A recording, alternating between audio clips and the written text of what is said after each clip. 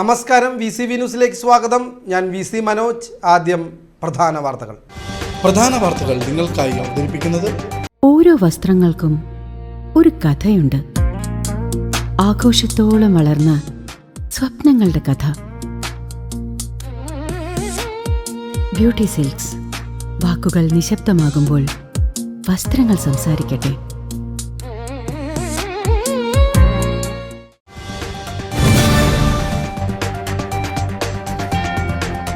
ചെറുനാരങ്ങയിൽ നീര് കുറഞ്ഞതിനെ ചൊല്ലിയുള്ള തർക്കം. ഹോട്ടൽ ഉടമയെയും ജീവനക്കാരെ ആക്രമിച്ച സംഭവത്തിൽ അന്വേഷണം ഊർജിതമാക്കി പോലീസ്.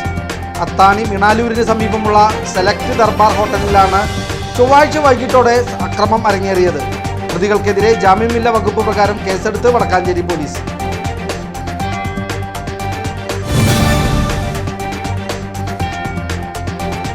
എരുമപ്പെട്ടിയിൽ തനിച്ച് താമസിക്കുന്ന വയോധികയുടെ സ്വർണ്ണമാല കവർന്നു. കരിയന്നൂർ അണ്ടേക്കാട്ട് പീടികയിൽ 80 വയസ്സുള്ള ബീവാത്തുവിൻ്റെ 3 പവൻ തൂക്കം വരുന്ന മാലയാണ് യുവാവ് കവർന്നത്.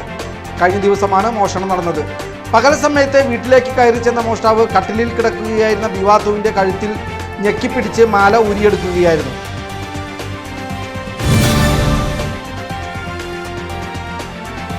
വടക്കാഞ്ചേരി മണ്ഡലത്തിലെ വൈദ്യുതി മേഖലയുടെ വികസന തുടർച്ചയ്ക്കായുള്ള ആവശ്യങ്ങൾ സർക്കാരിന് സമർപ്പിച്ച് സേവ്യർ ചിറ്റലപ്പള്ളി MLA.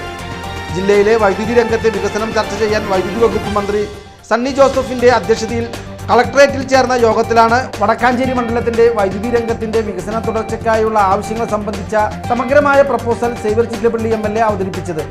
ആവശ്യങ്ങൾ ഉൾക്കൊള്ളുന്ന വിശദമായ നിവേദനവും MLA മന്ത്രിയുടെ പരിഗണനയ്ക്കായി സമർപ്പിച്ചു.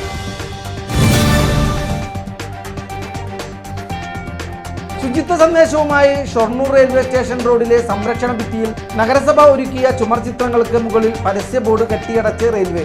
മാസങ്ങൾക്ക് മുമ്പാണ് 1.5 ലക്ഷത്തോളം രൂപ ചെലവാക്കി ഒരാഴ്ച നീണ്ടുനിന്ന പണികൾക്കൊടുവിൽ ചുമർ ചിത്രം പൂർത്തിയാക്കി സംവിധായകൻ ലാൽ ജോസ് പ്രകാശനം ചെയ്തത്. എന്നാൽ 1 മാസം പിന്നിട്ടതും റെയിൽവേ കമ്പി ഗ്രിൽ സ്ഥാപിച്ച് അതിനു മുകളിലാണ് കഴിഞ്ഞ ദിവസം പരസ്യ ബോർഡുകൾ സ്ഥാപിച്ചിട്ടുള്ളത്.